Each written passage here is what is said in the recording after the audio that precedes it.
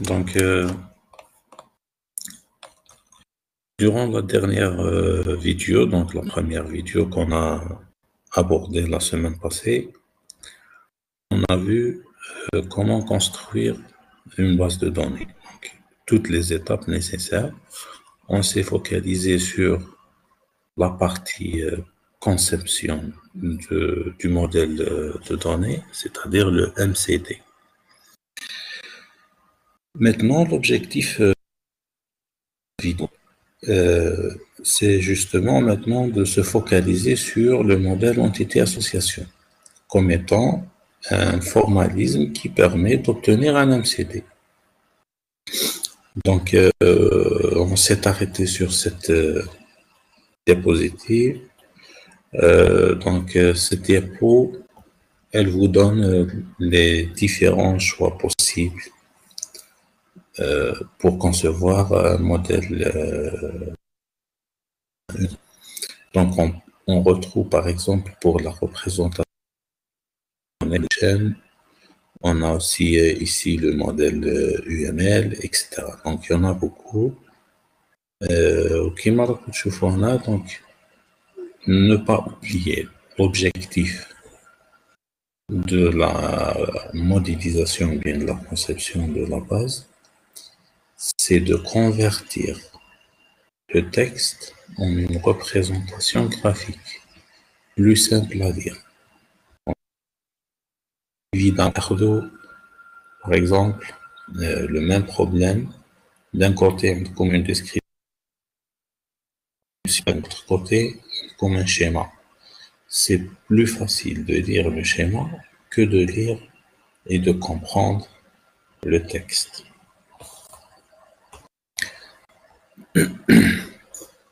Bon, ça c'est juste une petite de l'entité association que l'on va aborder ici. Et donc, la définition, c'est juste donc ce qu'on va dire du modèle entité association. C'est un formalisme graphique pour la modélisation des données. Donc, c'est un formalisme graphique, ça veut dire quoi? Ça veut dire que le modèle Kingulo, modèle entité association, c'est un graphe. Par la suite, on va voir quels sont les éléments qui vont constituer le graphe. Il a été proposé par un chercheur américain qui s'appelle Chen et un autre français qui s'appelle Tarieux au milieu des années 70.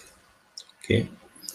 Donc, la spécificité de ce modèle, donc c'est un langage graphique, c'est-à-dire qu'il va représenter les données sous forme graphique. Il repose aussi sur des concepts qui sont très simples, donc que l'on va voir juste après. Donc, les concepts justement, donc on parle ici de concepts qui sont utilisés, c'est-à-dire qui un modèle d'entité association, quels sont les éléments que l'on va représenter sur le schéma. Donc, tout simplement, c'est une représentation, bien un modèle très simple qui repose sur uniquement trois concepts, l'identité, l'association et la propriété. Bien sûr, la propriété, elle est relative à l'association. Donc, c'est la propriété de l'association. Donc, c'est clair que lorsqu'on a uniquement trois concepts pour représenter notre schéma, ça va être plus facile d'abord à construire, et à lire aussi. On va maintenant essayer d'écrire les noms séparément, c'est-à-dire chaque concept, on commence par l'entité. On va définir c'est quoi l'entité, comment la représenter, etc. Donc, une entité est un concept pourvu d'une existence propre, conforme aux besoins de la gestion de l'entreprise. Bon, ça c'est juste une définition. Pour mieux comprendre, on va toujours s'appuyer sur des exemples.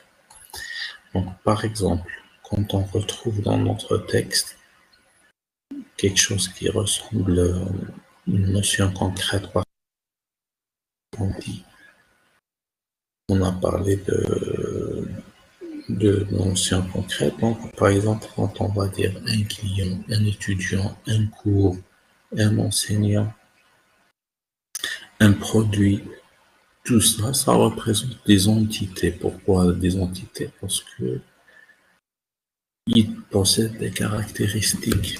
L'entité, c'est quoi? C'est, par exemple, la comparaison. Peut-être plutôt l'orienté objet. Donc, liquide.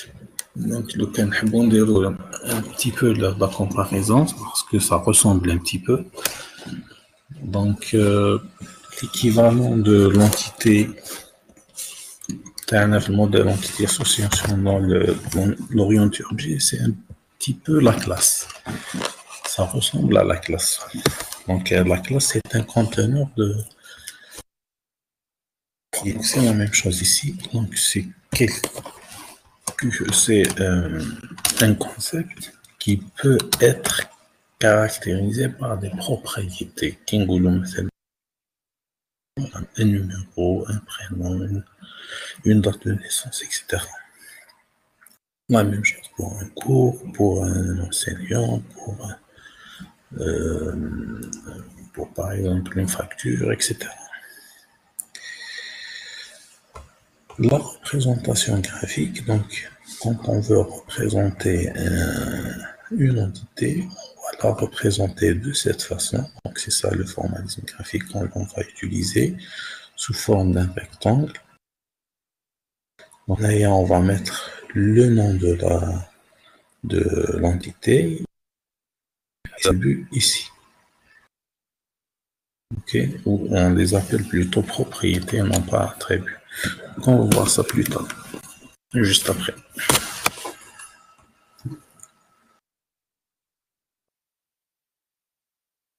Voilà, on a ici des exemples de l'entité. Par exemple, on a ici une entité qui s'appelle film, une autre entité qui s'appelle cinéma, acteur et réalisateur.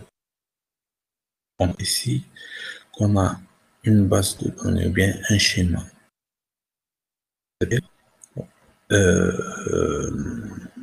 Qui contient 4 entités qui sont film, cinéma, acteur et réalisateur. Bien sûr, ici, c'est pas complet parce qu'il faut mettre aussi les associations. Voilà, donc on vient de voir le premier concept qui est les entités. Maintenant, pour les associations, c'est un petit peu différent. Que la différence contrairement plutôt à l'entité, l'association, elle représente un lien sémantique entre deux ou plusieurs entités. C'est-à-dire que si je reviens au schéma précédent, on a des entités, mais c'est un schéma qui n'a pas de sens parce que en réalité, ces entités, ils doivent être reliés. كاين علاقة بيناتهم. هاد العلاقة كيفاش نفسروها في الشيما؟ نفسروها avec.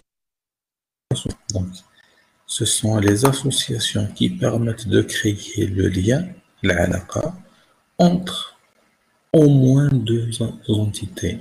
Donc, on peut trouver soit deux entités qui participent ou bien plusieurs entités. On prend par exemple, ici, on a un exemple. Donc, on peut retrouver dans la description du problème une phrase qui ressemble à ça. Par exemple, on va dire Tom a écrit l'ouvrage qui s'appelle Réseau informatique. L'ouvrage, ça veut dire un livre. Tenenbaum, c'est un auteur, ou un كاتب. Donc, un كاتب qui s'appelle Tenenbaum, كتب un livre qui s'appelle Réseau informatique. Donc, ça veut dire quoi? Le, le verbe à écrit est une association qui permet de lier le كاتب والكتاب. Donc, un كاتب كتب un كتاب كتب كتاب واسمه réseau informatique. Donc, l'association il y a à écrit. Le lien n'est pas orienté, donc c'est très important, il faut faire attention quand on représente une association. Les associations ne sont pas orientées. C'est-à-dire qu'on peut lire l'association dans les deux sens. Tandis ici que cet auteur a écrit l'ouvrage Hadaya, ça veut dire que dans le même sens, l'ouvrage a été écrit par le même auteur. C'est dans les deux sens. Donc là, le formalisme graphique, c'est celui-là. Donc on met ici le nom de l'association. Et là, éventuellement, s'il y a des propriétés qui sont propres à l'association, on va les mettre ici. On a ici, toujours dans la description de l'association, donc on a vu comment définir l'association et comment la représenter. Maintenant, quelles sont les caractéristiques de l'association? Donc, on va distinguer plusieurs types d'associations. Plutôt, on parle de caractéristiques. La première caractéristique de l'association, c'est la dimension. C'est quoi une dimension de l'association? Donc, c'est par rapport au nombre d'entités qui participent à l'association. On a ici, par exemple, l'association écrite par. Donc, il y a deux entités qui participent à cette association. Donc, on l'appelle ici. Par exemple, dans cette association, est marié à une autre personne, bien sûr, une personne. Donc, il y a homme et femme, bien sûr, qui sont tous les deux des personnes. Bien sûr, toujours c'est une association binaire, mais elle est réflexive dans le sens où c'est la même entité qui participe deux fois à l'association. Donc, Naya, par exemple, c'est une association NR ou bien ternaire. NR, c'est-à-dire pour N, pour dire qu'on a plus de deux. Lorsque on a plus de deux entités qui participent à l'association, Naya, ما نحسبوش le nombre d'entités, mais plutôt le nombre de liens. Donc, on a واحد زوج ثلاثة. Donc, par exemple, ici, on a une personne a vendu un produit à une autre personne. Donc, l'entité personne participe deux fois à l'association a vendu. Donc, si je veux compter par exemple la dimension, je veux définir la dimension de l'association a vendu 1, donc elle est égale à 3 parce que donc c'est une association NR. Là, on l'appelle ternaire lorsque c'est 3. Lorsque ça dépasse 3, on l'appelle NR. Donc, je fais une association binaire avec une dimension égale à 2. Association binaire réflexive avec une dimension égale à 2 et une seule entité. Et une association ici de dimension égale à 3 qu'on va appeler ternaire. Au-delà de 3, on appelle NR, bien sûr. Deuxième caractéristique, c'est le type. Donc, quand on a une association, on doit définir sa dimension, ensuite son type. Donc, pour les types, on a le type de liaison bien d'association. Un à plusieurs, bien un à n, et plusieurs à plusieurs. Ça veut dire quoi quand on va dire 1 à 1, c'est par rapport à quoi? C'est par rapport au nombre d'occurrences de, c'est-à-dire le nombre d'occurrences de x correspondant à une seule occurrence de y réciproquement. Par exemple, ici, on va dire type de liaison, c'est 1 à 1 parce qu'un homme est marié à une seule femme ici. C'est-à-dire, au maximum, bien sûr. Qui n'a un seul homme ici, ça lui correspond combien de femmes? Bon, c'est juste un exemple, bien sûr.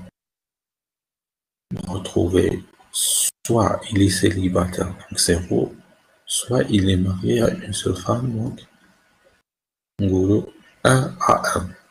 Nardo, bien sûr, le maximum. Et réciproquement, quand on a le sens, c'est la même chose. Pour une association de type 1 à plusieurs, donc par exemple ici, un contrat, quand je prends un seul contrat, okay, un seul contrat, il est établi pour combien de... Plutôt un seul client, il peut établir combien de contrats? Il peut établir, bien sûr, plusieurs contrats. Et quand on prend un contrat, il est établi pour combien de clients? Le contrat, il... Voilà. Donc, il y en a un à plusieurs. Et maintenant, pour l'association commande, bien sûr, dans le scénario où un client qui veut commander, bien sûr, un client, il peut commander plusieurs produits qui dit, puis il par exemple des produits, donc il peut acheter et commander plusieurs. Et la même chose, le même produit peut être commandé par plusieurs clients.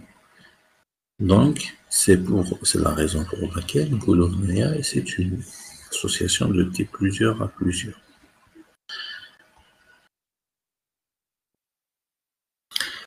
Et une caractéristique toujours de l'association, donc l'association elle est caractérisée par 3 points. Elle a la dimension, le type et la cardinalité. La cardinalité, c'est à peu près, elle est liée au type de l'association. Donc,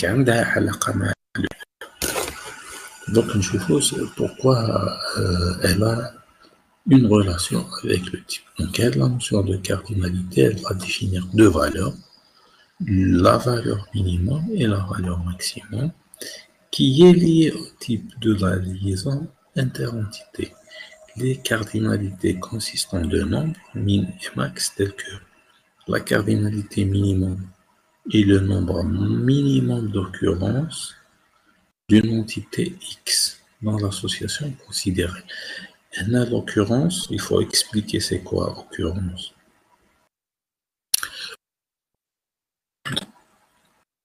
L'entité, bien sûr, l'occurrence, c'est l'occurrence d'une entité. On va faire l'entité. L'entité client. C'est quoi une occurrence de client? Client, le numéro, le nom et le prénom. Lorsque je donne des valeurs à ces propriétés, ça devient une occurrence. Numéro 1, le client numéro 1 qui s'appelle, je ne sais pas, Omar Mouloud, ça devient une occurrence. Le numéro 2 qui s'appelle Keda, c'est une autre occurrence, etc. Donc, la cardinalité minimum est le nombre minimum d'occurrences d'une entité X dans l'association considérée.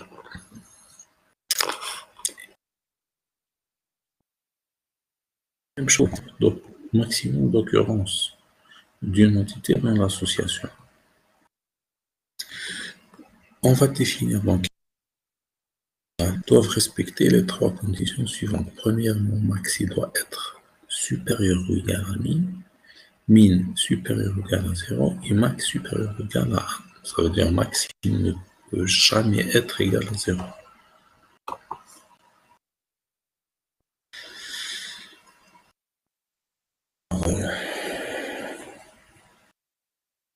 Donc, les valeurs de cardinalité minimum, ça peut être, donc il y a de masse 0, 1 ou 1, ce sont des valeurs que peut prendre les cardinalités. Donc, pour cardinalité min, ça peut être soit 0 ou 1, et pour cardinalité max, ça peut être soit 1, soit n. Ok? La cardinalité minimum 1 veut dire que certaines occurrences sont impliquées dans une occurrence de l'association, etc. C'est juste une petite explication, on va comprendre plus ça à travers des exemples. Et comme vous voyez ici, d'abord la première remarque, l'expression de la cardinalité est obligatoire pour chaque association. Pour chaque association, dans le schéma, il faut mettre la cardinalité. Il ne peut y avoir de cardinalité maximale égale à 0, donc elle est dans l'ABA. Une cardinalité minimale est toujours, ça ne peut pas être n. Et cardinalité maximale est toujours soit 1, soit n. Alors, je vous l'ai dit tout à l'heure. Si une cardinalité est connue, il vaut 2, donc soit min, alors nous considérons qu'elle est indéterminée vaut n. Donc, vous pouvez retrouver dans certains cas des cardinalités qui sont connues, qui sont supérieures à 1, 22, 3, 100, 500, etc. Dans ce cas, il faut les considérer comme indéterminées et les représenter sur le schéma avec une valeur égale à n. Bien sûr, ça doit être pour cardinalité max. S'il s'agit d'une cardinalité min, il faut la représenter avec 1. Donc, les cardinalités possibles qui sont admises sur le schéma sont 0, 1, 0, n, 1, 1, 1, n. Ce sont les 4 possibilités que l'on peut retrouver sur notre schéma. Vous avez des exemples, bien sûr, de représentation. Donc, ça, c'est un petit schéma avec deux associations, plutôt deux entités, une association et des cardinalités. Ça, c'est un schéma complet qui est représenté avec deux entités, une association. Bon, c'est pas tout à fait complet parce qu'il faut mettre aussi les propriétés des entités, mais au moins pour l'association, c'est cohérent parce que on met l'association plus les cardinalités. La même chose ici. Donc, vous vous souvenez qu'il y a par exemple de la cardinalité, plutôt de l'association, elle est de type 1 à 1. Donc, c'est par rapport aux cardinalités max. De l'association, elle est de type 1 à 1.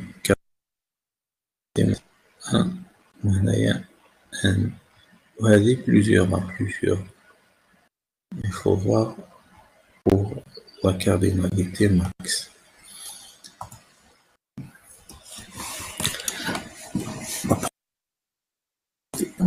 On passe au troisième concept. Le troisième concept vais présenter notre schéma entité-association. Donc, je rappelle, un schéma entité-association est représenté graphiquement en utilisant trois concepts: l'entité, l'association et la propriété. L'association, bien sûr, قلنا فيها plusieurs caractéristiques. فيها le, le type de l'association, la cardinalité, la dimension, bien sûr. La propriété, c'est quoi? Elle est définie comme étant une donnée élémentaire ayant un sens, va être utilisée de manière autonome, sert à décrire les entités et les associations. C'est-à-dire, هما اللي يوصفوا les entités ou les associations. Ok, donc il y a صفات l'étudiant, صفات تاعو هي son numéro de matricule par exemple, le nom de l'étudiant, la date de naissance, etc. Donc, أي حاجة اللي تقدر توصف l'entité ou l'association est une propriété. Donc, comme synonyme, on peut l'appeler aussi dans certains cas des attributs, mais généralement on utilise le terme propriété à ce niveau. Donc, au niveau MCT, on l'appelle propriété.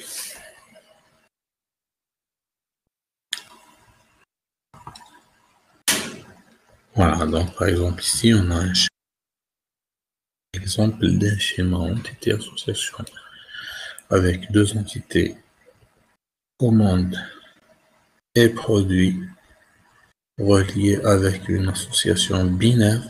Ok, il y en a un, deux. Bien sûr, sur ce schéma, on voit très bien que la commande qui contient deux propriétés, les numéro de la commande et la date de la commande, et le produit, numéro produit, destination après unitaire. Il y a quelque chose qui manque ici, ce sont les cardinalités de l'association qu'il faut représenter ici obligatoirement pour que ce soit bien sûr un schéma complet. Là, ici, l'occurrence d'une propriété. Oui, on a parlé tout à l'heure d'occurrence d'une entité ou là d'une association.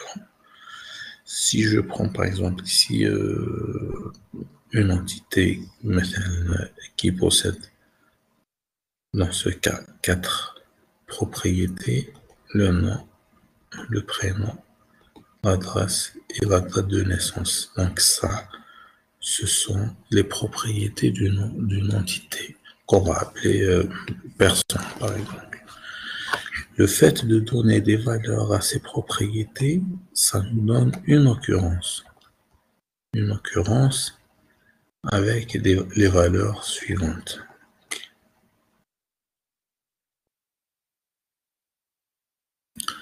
Maintenant, bien sûr, toujours relativement aux propriétés à l'entier. Donc, parmi les propriétés d'une entité, c'est parce que maintenant c'est spécifique à l'entité, il faut déterminer ce qu'on appelle un identifiant. Donc, un identifiant, c'est une propriété ou bien un groupe de propriétés. C'est des cas particuliers. Donc, l'objectif, c'est chaque occurrence doit pouvoir être repérée,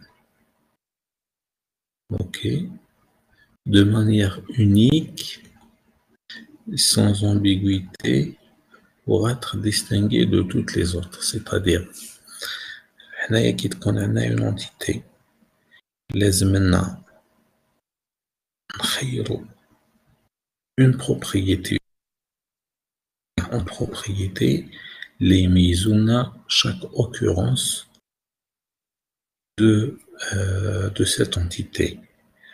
كي مثلا كي نولي l'exemple هذا دونك هاد l'entité اللي عندها كاري هذوما par exemple si je prends la propriété non est-ce que ça peut être un identifiant non parce que je peux retrouver deux personnes عندهم le même nom donc la propriété principale de l'identifiant هو أنه ما يتكررش لو كان ناخد زوج aléatoirement deux occurrences aléatoires من l'entité راح يكون عندهم deux valeurs différentes pour l'identifiant.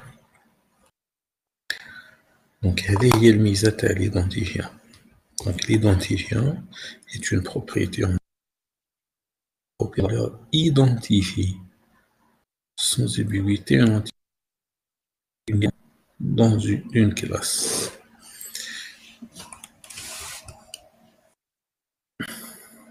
Donc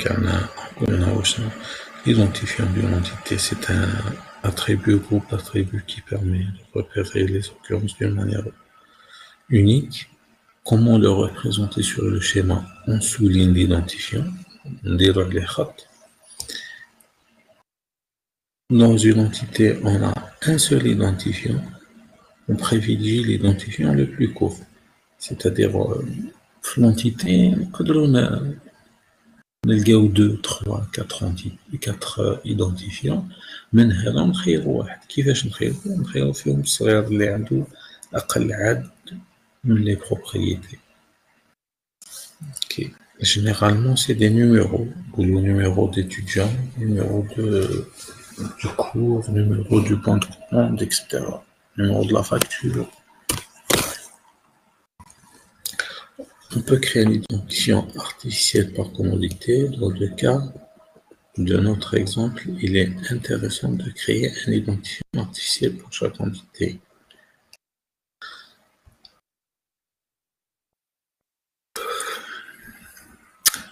Voilà, donc à la fin, on vous donne ici quelques règles de base. Parce que on vient de présenter les trois concepts. Donc, une propriété ne peut pas figurer sur deux objets différents. La même propriété compte sur un seul objet. Qui est l'objet, c'est-à-dire entité ou l'association. On a l'objet. L'objet, ça peut être soit entité, soit association. Une entité possède au moins une propriété. على الأقل. ما تقدرش تكون عندنا une entité اللي ما عندهاش des propriétés. Sinon, الشيما تاعكم غلط. Donc, une entité obligatoirement على الأقل تكون عندها une propriété. Une association peut ne pas avoir de propriété. هذه par contre pour l'association يقدر ما يكونش عندها des propriétés.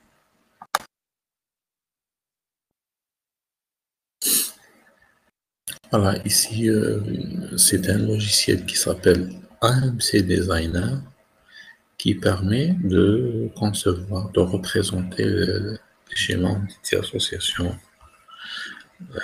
Donc, vous avez ici les entités, en vert, ce sont les associations, on a ici les carrés d'invités, etc. C'est exactement comme on le voit.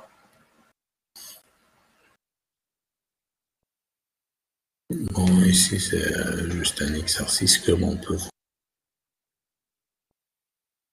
Voilà, généralement, pour la partie généralisation, spécialisation, on ne va pas l'aborder pour le moment, on va la laisser pour plus tard, si on aura plus de temps. Mais par contre, il y a intéressant que je voudrais